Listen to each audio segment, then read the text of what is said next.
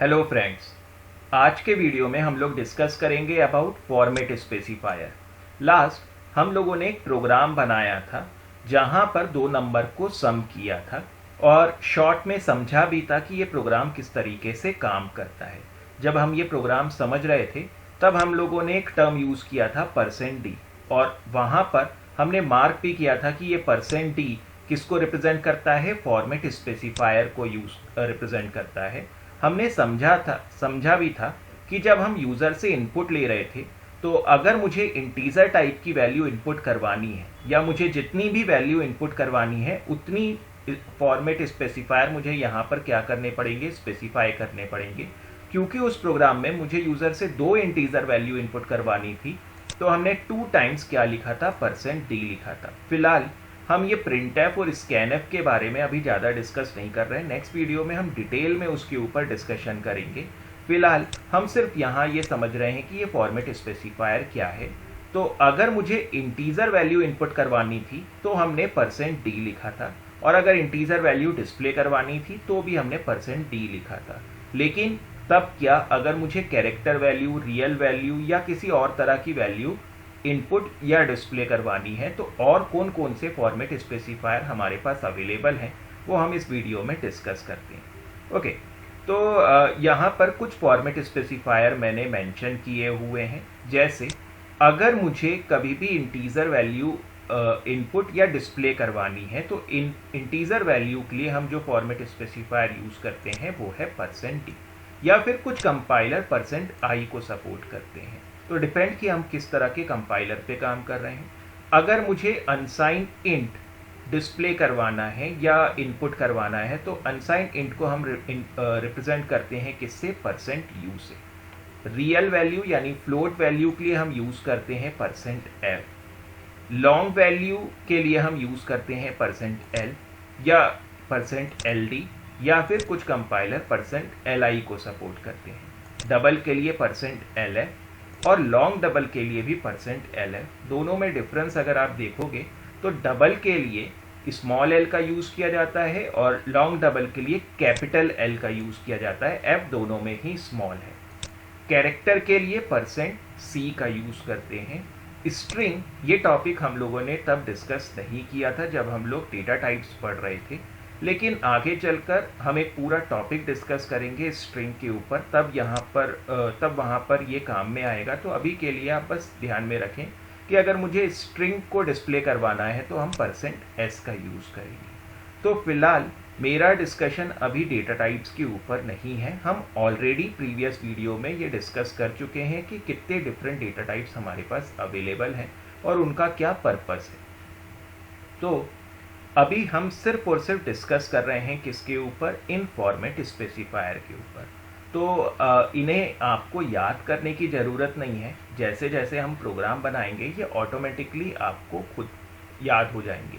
तो अभी के लिए बिल्कुल भी चिंता ना करें कि ये सारे फॉर्मेट स्पेसिफायर आपको याद करने पड़ेंगे, लेकिन हाँ बस ध्यान में रखें कि इन्हें यूज़ किस तरीके से करते हैं। तो अभी हम कंपाइलर ओपन करके उसमें इसका यूज़ भी समझेंगे। अच्छा, यहाँ पर कुछ और भी मैंने लिखा हुआ है। अगर मुझे साइंटिफिक नोटेशन में रियल वैल्यू को डिस्प्ले करवाना है तो वो हम करवा सकते हैं या तो %e लिखकर या कुछ कंपाइलर %E को सपोर्ट करते हैं। ठीक उसी तरह से अगर मुझे मेरी वैल्यू को ऑक्टल या हेक्साडेसिमल में रिप्रेजेंट करना है तो हेक्साडेसिमल के लिए हम यूज़ करते हैं %x का, या ऑक्टल में रिप्रेजेंट करना है तो हम यूज़ करते हैं %o का। तो बेहतर है इसे समझने के लिए हम अपने कंपाइलर पर जाते हैं और वहाँ पर देखते हैं कि किस तरीके से ये फॉर्मेट स्पेसिफायर यूज़ होते हैं। ओके, तो सबसे पहले तो एक नई फाइल क्रिएट कर लेते हैं। तो मैं यहाँ एक नई फाइल क्रिएट कर रहा हूँ। लेट से ये हमारा 10th वीडियो है तो मैं इसका नाम रख देता हूँ क्लास 10। आपकी मर्जी, आप जो भी नाम से फाइल क्रिएट करना चाहते हैं। तो मैंने class 10.c नाम की एक फ़ाइल क्रिएट कर ली। तो यहाँ पर class 10.c नाम की एक फ़ाइल क्रिएट हो गई। तो मैं वही हमारा बेसिक स्ट्रक्चर लिख रहा हूँ, #include stdio.h void main। Okay, तो ये हमारा बेसिक स्ट्रक्चर था। अभी इसके ऊपर हमने बहुत ज़्यादा डिस्कशन नहीं किया है, तो मैं अभी इन पर डिस्कस कर भी नहीं रहा हूँ। फिलहाल हम डिस्कस कर रहे हैं सिर्फ फॉर्मेट स्पेसिफायर के बारे में। हाँ, हम ऑलरेडी डेटा टाइप्स डिस्कस कर चुके हैं, वेरिएबल डिस्कस कर चुके हैं, तो ये जो लाइन में लिख रहा हूँ वो आपको समझ में आएगी। तो मैं चाहता हूँ एक मेमोरी क्रिएट करना जिसके अंदर मैं कोई इंटीजर टाइप की इंफॉर्मेशन स्टोर कर सकूँ। तो मैं यहाँ पर डेटा टाइप लिख रहा हूँ int, और एक वेरिएबल मैंने क्रिएट किया var1 नाम से। तो आई थिंक ये चीज़ आपको समझ में आ रही होगी। और मैंने इसके अंदर क्या भी लिख दिया, मैं चाहता हूँ कि ये मेमोरी जो क्रिएट हो रही है var1 नाम से, इसके अंदर एक वैल्यू भी स्टोर हो जाए। लेट्स से क्या वैल्यू स्टोर करें, 12 स्टोर कर देते हैं। तो ये मैंने एक मेमोरी क्रिएट करी var1 जो किस टाइप की है, इंट टाइप की है, और उसके अंदर क्या स्टोर कर दिया, 12 स्टोर कर दिया। ओके, अब मैं यहाँ पर लिख रहा हूँ printf। printf अभी हम लोगों ने समझा नहीं है, नेक्स्ट वीडियो में हम डिटेल में इसके बारे में डिस्कस करेंगे। और मैंने डबल कोट के अंदर लिखा %d। अब ये आपको समझ में आ रहा होगा। बेसिकली मैं करना क्या चाहता हूँ, मैं चाहता हूँ कि इस var1 की वैल्यू को डिस्प्ले कर दूँ। और ये var1 किस टाइप का है, इंटीजर टाइप का। तो बेसिकली मैं चाहता हूँ एक इंटीजर वैल्यू डिस्प्ले करना। तो जब भी हमें कोई भी टाइप की वैल्यू डिस्प्ले करनी होती है, उस टाइप का फॉर्मेट स्पेसिफायर मेंशन करना होता है डबल कोट के अंदर प्रिंटफ स्टेटमेंट में। तो प्रिंटफ में डबल कोट के अंदर मैंने लिख दिया %d। इट मीन्स एक इंटीजर वैल्यू क्या करो, डिस्प्ले करो। अब ये इंटीजर वैल्यू आएगी कहाँ से, तो मैंने यहाँ पर नाम स्पेसिफाई किया कि var1 नाम का जो इंटीजर वेरिएबल है, उसमें जो भी वैल्यू है उसको इस पोजीशन पर क्या कर दो, डिस्प्ले कर दो।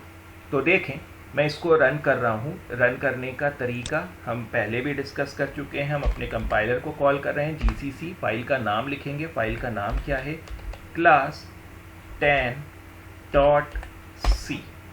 तो इस प्रोग्राम में कुछ एरर आ गई है, 1 मिनट, मैंने इसे सेव नहीं किया है, सॉरी। तो मैंने Ctrl+S दबाकर इसको सेव किया, एंड यहाँ पर मैं वापस से इसको कॉल कर रहा हूँ। मैंने लिखा gcc class 10.c, और इस बार ये प्रॉपर कंपाइल हो गया। तो पहले उसने एक एरर शो करी थी, वो इसलिए क्योंकि मैंने फाइल क्रिएट करी थी और उसके बाद से मैंने इसे सेव नहीं किया था। तो अब वापस से मेरा प्रोग्राम कंपाइल हो चुका है। कंपाइल होने के बाद पूरा का पूरा कंपाइल कोड किसके अंदर स्टोर हो चुका होगा, a.exe नाम की फाइल के अंदर। और मैं अब इसको एग्जीक्यूट करना चाहता हूँ, तो मैंने A टैब की दबाई, तो a.exe आप चाहें तो लिख भी सकते हैं। और जैसे ही वो दबाया, उसने क्या प्रिंट कर दिया, 12। तो मैंने बोला था एक इंटीजर वैल्यू डिस्प्ले करो जो कहाँ से आएगी, var1 के अंदर, और var1 के अंदर क्या था, 12। तो उसने 12 को क्या कर दिया, डिस्प्ले कर दिया। ठीक है, इसी तरह से अगर मुझे कोई कैरेक्टर वैल्यू डिस्प्ले करानी होती तो मैं कौन सा डेटा टाइप लिखता, कैर, और सिंगल कोट के अंदर लेट से मैंने लिख दिया a, तो ये क्या डिस्प्ले कर देगा, ओके। तो var1 नाम के वेरिएबल के अंदर मैंने कैरेक्टर दिया a, और अब क्योंकि मैं कैरेक्टर वैल्यू डिस्प्ले करना चाहता हूं, तो मैंने यहाँ पर क्या बोल दिया, %c। तो इस बार वो क्या डिस्प्ले करेगा, एक कैरेक्टर वैल्यू। तो जैसा अभी हमने फॉर्मेट स्पेसिफायर में समझा था, कैरेक्टर को हम किससे रिप्रेजेंट करते हैं, %c से। तो मैं इसे वापस से कंपाइल कर रहा हूँ। तो मैंने इसे कंपाइल किया, और अगेन एक मिनट, मैंने सेव नहीं किया है, तो मैं Ctrl+S दबाकर इसे सेव कर रहा हूँ। फिर से कंपाइल कर रहा हूँ, कंपाइल किया और a.exe को एग्जीक्यूट किया। तो इस बार उसने क्या डिस्प्ले कर दिया, a। तो कैरेक्टर वैल्यू को डिस्प्ले करने के लिए %c। इसी तरह से अगर मुझे कोई रियल वैल्यू डिस्प्ले करनी है, यानी फ्लोट वैल्यू डिस्प्ले करनी है, तो हम क्या यूज़ करेंगे, फ्लोट। लेकिन ये वेरिएबल भी फ्लोट टाइप का हो, ओके। तो फ्लोट var a, और यहाँ पर लेट से मैं लिख देता हूँ 45.333, कुछ भी रियल वैल्यू मैंने यहाँ पर लिख दी है। और इसे अब मैं सेव कर रहा हूँ, Ctrl+S, और मैंने बोला, अच्छा ये सिंगल कोट हटा दें, सिंगल कोट में हमेशा सिर्फ कैरेक्टर लिखते हैं।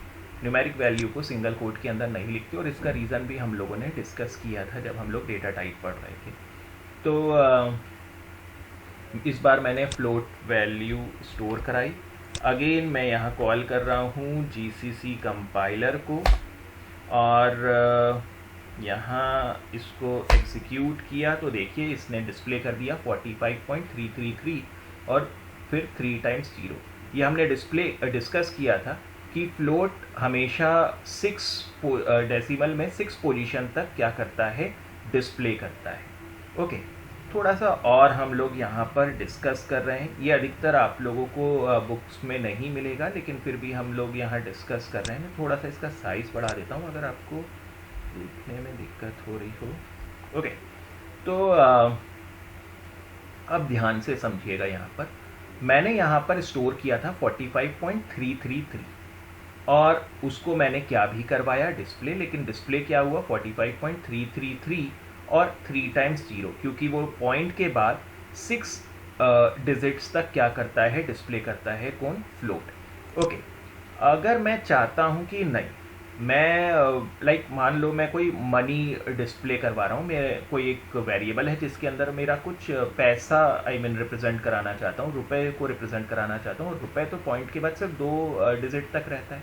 तो अगर मैं ऐसा कुछ करवाना चाहता हूँ तो आप यहाँ परसेंट के बाद पॉइंट लगाएं और क्या लिख दें, 2। इट मीन्स पॉइंट के बाद वो सिर्फ और सिर्फ कितनी वैल्यू डिस्प्ले करे, 2 वैल्यू। ठीक है, किस टाइप की, फ्लोट टाइप की। और ये फ्लोट टाइप की वैल्यू कहाँ से आएगी, var1 के अंदर। तो मैं इसे Ctrl+S दबाकर सेव कर रहा हूँ। और अब देखें, मैंने इसको कंपाइल किया और इसको एग्जीक्यूट किया तो देखें इस बार उसने वैल्यू कितनी दी, 45.33। तो हर बार 6 डिजिट तक की वैल्यू डिस्प्ले करवाना डेसिमल के बाद जरूरी नहीं है। आप इस तरह से अपने हिसाब से सेट कर सकते हैं कि पॉइंट के बाद आपको कितनी वैल्यूज तक डिस्प्ले कराना है, कितनी डिजिट्स तक आप डिस्प्ले करवाना चाहते हो। मैक्सिमम वो कहाँ, अगर फ्लोट है तो कितनी तक करेगा, 6 तक करेगा। ओके, और ठीक है, आप चाहो तो इसको इस तरह से भी लिख सकते थे, 0.2 है, इस तरह से भी हो सकता है, आपको कुछ कोड मिल जाए, इससे भी कोई फर्क नहीं पड़ेगा। लेकिन इसका कुछ एक मतलब है, वो अभी हम समझ रहे हैं। तो फिलहाल मैंने इसे Ctrl+S किया और मैं इसे कंपाइल कर रहा हूँ और उसके बाद एग्जीक्यूट कर रहा हूँ। तो देखिए आंसर अभी भी कितना ही आया, 45.33। लेकिन आप यहाँ पर इस चीज़ को समझिएगा, मेरी वैल्यू कितनी है, 45.33। टोटल इसमें कितनी सिंबल्स यूज हो रहे हैं, 2, ये पॉइंट 3, 4, 5। तो अगर आप चाहते हो कि मेरा जो भी आउटपुट है, जो भी मैं यहाँ डिस्प्ले करवा रहा हूँ, जो भी वैल्यू मैं डिस्प्ले करवा रहा हूँ, वो कुछ पर्टिकुलर काउंट में आए। मैं चाहता हूँ कि 10 डिजिट की स्पेस पर मेरी वैल्यू आए, तो आप यहाँ क्या कर सकते हो, 10 लिख सकते हो। तो 10 डिजिट की स्पेस पर आपकी वैल्यू को वो क्या करेगा, डिस्प्ले करेगा। तो करके दिखाता हूँ मैं क्या कहना चाहता हूँ। लेट्स से मैंने यहाँ सेव किया, Ctrl+S, और इसको कंपाइल किया, और जैसे ही अब मैं इसे एग्जीक्यूट करूँगा, आप देखिए 1 2 3 4 5 तो कैरेक्टर्स उसने यहाँ पर ले लिए और 5 की उसने क्या कर दी, यहाँ पर स्पेस छोड़ दी। तो टोटल उसने कितनी स्पेस ली है, 10 कैरेक्टर जितनी स्पेस में अपने रिजल्ट को क्या करा है, डिस्प्ले किया है। लेकिन अगर मैं यहाँ पर 1 लिखता तो कोई भी फर्क नहीं पड़ता। मैं इसे कंट्रोल करके एग्जीक्यूट कर रहा हूं तो देखिए यहाँ पर कोई भी फर्क नहीं पड़ा। तो मैंने बोला टोटल कितनी स्पेस लो, 1 कैरेक्टर जितनी स्पेस लो, और उसमें डेसिमल के बाद 2 वैल्यूज, 2 डिजिट डिस्प्ले करना और एक फ्लोट वैल्यू डिस्प्ले करना, जो कहाँ से आएगी, var1 से आएगी। तो टोटल मैंने 1 स्पेस बोला था, लेकिन मेरा खुद का जो सॉल्यूशन था, मेरा जो रिजल्ट था, वो कितने डिजिट में आ रहा था, कितनी स्पेस पे आ रहा था, 5 कैरेक्टर की स्पेस पे आ रहा था। तो उसने अप टू 5 कैरेक्टर तक तो डिस्प्ले करा। वो हमारी वैल्यू को ट्रंकेट नहीं करेगा, तो जितनी बड़ी वैल्यू है वो तो शो करेगा। लेकिन जैसे यहाँ पर मैंने 5 दिया कंट्रोल एस किया तो कोई फर्क नहीं पड़ेगा, अप टू 5 तक कोई फर्क नहीं पड़ा। लेकिन जैसे ही मैंने 6 लिख दिया, इट मीन्स अब जो मेरा आउटपुट है वो कितने कैरेक्टर की स्पेस में दिखाएगा, वो 6 कैरेक्टर स्पेस पर दिखाएगा। तो अब जैसे ही मैंने इसे कंपाइल करके एग्जीक्यूट किया तो टोटल 6 कैरेक्टर की स्पेस ली, तो 5 तो ये और 1 कैरेक्टर की स्पेस उसने यहाँ पर क्या कर दी, छोड़ दी। तो टोटल मेरा आउटपुट कितने कैरेक्टर में दिख रहा है, 6 कैरेक्टर्स में दिख रहा है। अगर मैं यहाँ 7 लिखूंगा तो वो 5 तो ये स्पेस प्लस 2 स्पेस यहाँ पर क्या कर देगा, छोड़ देगा। तो कंपाइल एग्जीक्यूट, तो देखिए इस बार उसने यहाँ पर कितनी स्पेस छोड़ दी, 2। तो टोटल जो मेरा आउटपुट है वो मुझे कितने में दिख रहा है, 7 में दिख रहा है। तो जितना आपका वैल्यू है उतनी दिखाएगा और बाकी स्पेसेस वो पहले क्या कर देगा, छोड़ देगा। तो आई होप आपको ये चीज़ समझ में आई हो। हाँ, आप चाहो तो यहाँ पर माइनस भी लिख सकते हो। अगर आपने माइनस लिखा तो देखें क्या होगा। मैंने इसे कंट्रोल एस से सेव किया, वापस से मैं इसे कंपाइल कर रहा हूँ, मैंने इसे कंपाइल किया और एग्जीक्यूट किया। तो देखें इस बार उसने एक्चुअल में पीछे की साइड स्पेस जनरेट करी है। ये शायद ऐसे समझ में नहीं आ रहा होगा। मैं यहाँ पर एक चीज़ लिख देता हूँ, लेट्स से मैं यहाँ पर लिख देता हूँ हेलो, ठीक है। तो मैंने बोला एक रियल वैल्यू डिस्प्ले करो जो कितने में डिस्प्ले होगी, 7 कैरेक्टर जितनी स्पेस में डिस्प्ले होगी। लेकिन स्पेस क्योंकि माइनस साइन लगाया हुआ है तो वैल्यू जितनी भी बड़ी हो वो पूरी की पूरी डिस्प्ले करो। लेकिन अगर वो 7 डिजिट से कम है तो उतने 7 को पूरे करने के लिए स्पेस जनरेट करो। और वो कहाँ पर करेगा, अगर माइनस है तो मेरी वैल्यू के बाद करेगा और उसके बाद क्या लिखेगा, हेलो लिखेगा। और अगर माइनस नहीं लगाता तो स्पेस कहाँ लिखता, वो पहले लिखता। तो देखें इस बार मैंने इसको सेव किया, कंपाइल कर रहा हूँ gcc class 10.c और a.exe लिखकर मैं इसे क्या कर सकता हूँ, कंपाइल। तो देखें यहाँ पर तो मैंने सिर्फ एक कैरेक्टर का स्पेस दिया था, लेकिन अगर आप यहाँ देखो तो आपको 2 कैरेक्टर जितना स्पेस दिख रहा होगा, ठीक है। अगर इसे समझना है तो ऐसे भी समझ सकते हैं। लेट्स से मैं यहाँ पर 10 कैरेक्टर की स्पेस दे देता हूँ, तो 5 कैरेक्टर तो मेरी वैल्यू है और 5 कैरेक्टर की वो क्या करेगा, स्पेस देगा। तो कंपाइल किया तो ये देखिए यहाँ पर और स्पेस आ गई। तो टोटल 10 में उसने क्या करा, 10 कैरेक्टर की स्पेस में मेरी वैल्यू को डिस्प्ले किया। अगर आप माइनस साइन का यूज़ करोगे तो जो बचे हुए स्पेसेस होंगे 10 को कंप्लीट करने के लिए वो आखिरी में लगाएगा। अगर माइनस साइन नहीं लगाओगे तो वो कहाँ पर लगाएगा, अगर मैं माइनस साइन नहीं लगाता तो वो स्पेस कहाँ जनरेट करेगा, पहले जनरेट करेगा। तो देखें वो उसने स्पेस कहाँ जनरेट कर दी, पहले। लेकिन मेरे आउटपुट को उसने 10 कैरेक्टर जितनी स्पेस में दिया। तो एक बार अगर फिर से देखें तो जो भी पॉइंट से पहले लिखूंगा उतने कैरेक्टर में मेरी वैल्यू को वो डिस्प्ले करेगा। अगर मैंने 5 लिखा, मेरी वैल्यू 6 डिजिट की है तो वो पूरी 6 डिजिट दिखाएगा। अगर मैंने 7 लिखा और मेरी वैल्यू 6 डिजिट की है तो वो 6 डिजिट दिखाएगा और एक स्पेस छोड़ देगा। अगर मैंने माइनस साइन का यूज़ नहीं किया तो स्पेस पहले आएगी, अगर माइनस साइन का यूज़ किया है तो स्पेस बाद में आएगी। आई होप आपको ये चीज़ समझ में आई होगी। तो ये जो फॉर्मेट स्पेसिफायर हम लोगों ने यहाँ पर डिस्कस किए हैं, आप चाहो तो इसका नोट ले सकते हो, स्क्रीनशॉट ले सकते हो और अपने पास नोट्स बना सकते हो। और आपको अलग से इसे याद करने की भी ज़रूरत नहीं है, हम इसको प्रैक्टिस में लाएंगे और अपने आप ये सारी चीज़ें याद हो जाएंगी। अच्छा, एक चीज़ और हमने यहाँ पर डिस्कस करी थी कि अगर अब मैं ये सारी वैल्यूज़ नहीं दिखा रहा, आप खुद से घर पे ट्राई कर सकते हैं। अगर मुझे ऑक्टल में रिप्रेजेंट करना है या हेक्साडेसिमल में रिप्रेजेंट करना है तो हम %o या x का यूज़ कर सकते हैं। तो लेट्स से देखिए, अगर मैंने यहाँ पर इंट का यूज़ किया है और लेट्स से मैंने यहाँ बोला 45 वैल्यू डिस्प्ले करो और मैंने यहाँ पर हटा दिया ये सब, मैंने बोला ये सब हटा दो और मेरी वैल्यू जो भी यहाँ पर मैंने var1 के अंदर स्टोर करी है उसको डिस्प्ले करो। लेकिन किस फॉर्मेट में डिस्प्ले करो, ऑक्टल के फॉर्मेट में डिस्प्ले करूं। तो इसको सेव किया और यहाँ कंपाइल किया और इसको एग्जीक्यूट कर रहा हूँ। तो देखिए उसने इस 45 को ऑक्टल के फॉर्म में रिप्रेजेंट कर दिया, दैट इज़ 55।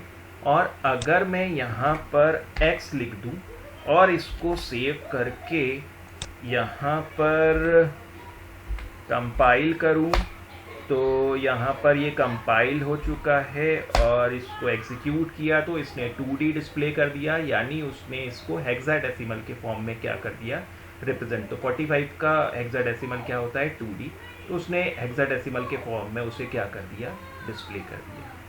तो आई होप आपको ये सारी चीज़ें समझ में आई होगी। फॉर्मेट स्पेसिफायर क्या है, कैसे हम इसको यूज़ करते हैं, आपको समझ में आया होगा। तो आज के वीडियो में हम लोग बस इतना ही डिस्कस करते हैं। एट द एंड मैं आप लोगों से रिक्वेस्ट करूंगा कि अगर आपने मेरे चैनल को अभी तक सब्सक्राइब नहीं किया है तो आप YouTube में जाएं, वहां पर सर्च करें कोडिंग की पाठशाला और इस चैनल को सब्सक्राइब करें। अगर आपको ये वीडियो पसंद आया हो तो उस वीडियो को लाइक भी करें, नीचे आपको लाइक का बटन दिख रहा होगा। ये सब्सक्राइब करने के लिए मैं आप लोगों से बार बार रिक्वेस्ट करता हूँ, वो इसलिए क्योंकि मेरे पास अभी भी मैसेज आते हैं और स्टूडेंट्स कहते हैं कि मैंने ये वीडियो बीच में से बना दिया है।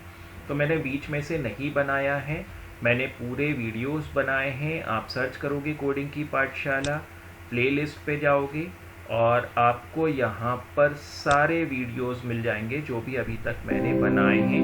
और अगर आप सब्सक्राइब बटन पर क्लिक करेंगे तो आने वाले भी वीडियोस के नोटिफिकेशन आपको मिलते चले जाएंगे।